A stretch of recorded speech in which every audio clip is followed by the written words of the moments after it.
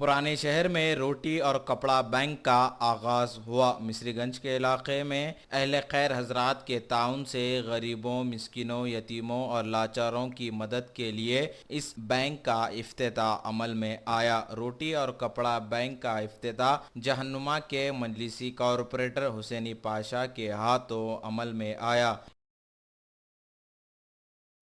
میں اللہ تعالیٰ کا بے حد مشکور ہوں کہ اللہ تعالیٰ نے مجھے اس کام کے لیے چنا ہے۔ ہم یہاں سے غریبوں کی مدد کریں گے روٹی، کپڑا اور بینک کی جانب سے۔ یہاں پہ ہم بستی کے اور جتنے مسلیان ہیں ان سب کے تعاون کے ذریعے یہ لوگ ہمارے پاس اپنے گھر سے ایک ٹائم کا کھانا یہاں پر پہنچا رہے ہیں اور استعمال شدہ صاف ستھری حالت میں کپڑے بھی پہنچا رہے ہیں، جس کو ہم غریبوں، مسکینوں، یتیموں کو پہنچائیں گے۔